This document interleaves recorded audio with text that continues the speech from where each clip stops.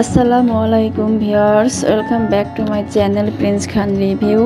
সবাইকে স্বাগতম জানিয়ে আমরা আরও একটি ভিডিও নিয়ে হাজির হয়েছি।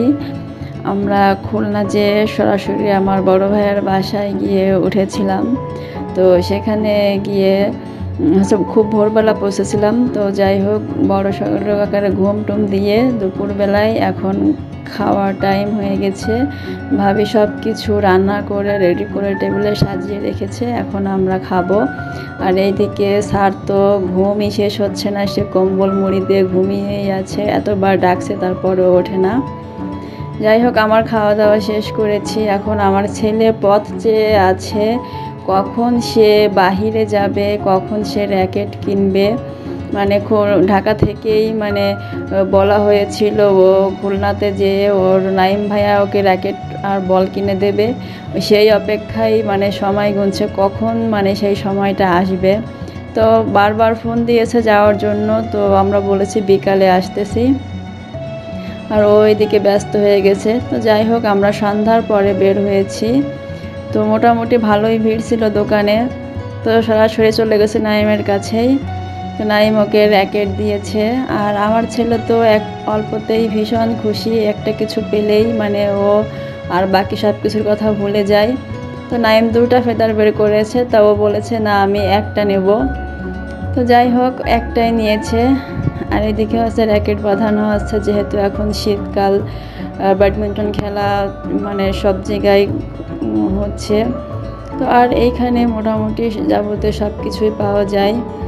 এটা হচ্ছে খুলনা শপিং কমপ্লেক্সের পাশেই দোকানটা। খেলাধুলার যাবতীয় যা কিছু প্রয়োজন সবই এই দোকানে পাওয়া যায়। তো আমার ছেলে খুবই খুশি, সে তার স্বপ্ন পূরণ হয়েছে, তার ভাইয়া তাকে সব কিছু কিনে দিয়েছে।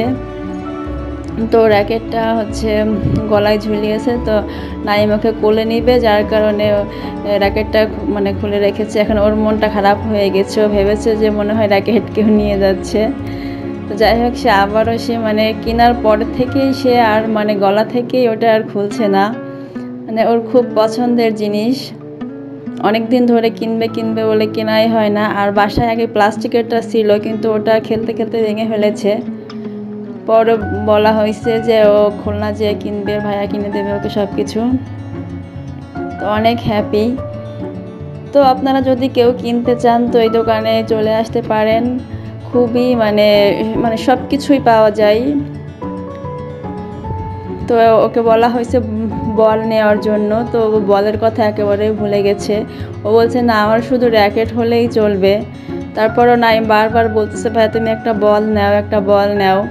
তো বলছে না আমার বল লাগবে না, আমাকে র্যাকেট দিলেই হবে। তো তারপরও নাইম একটা বল চুজ করেছে। তো বলটা একটু ভালো করে হাওয়া দিয়ে দিচ্ছে। তো এই দুঃখের বিষয়, এই বলটাও যখন গ্রামে নিয়ে গেছি খেলতে, তো সেখানে খেজুরের কাটার ভিতরে পড়ে বলটা লিক হয়ে গেছে, ওটা আর আনা হয় নাই। তো ওখানেই ওটা ডেড হয়ে গেছে। আর এখানে অনেক সুন্দর সুন্দর সব জিনিস পাওয়া যায়, আমার তো ভীষণ ভালো লেগেছে। তো এই ছিল আমাদের আজকের ভিডিও।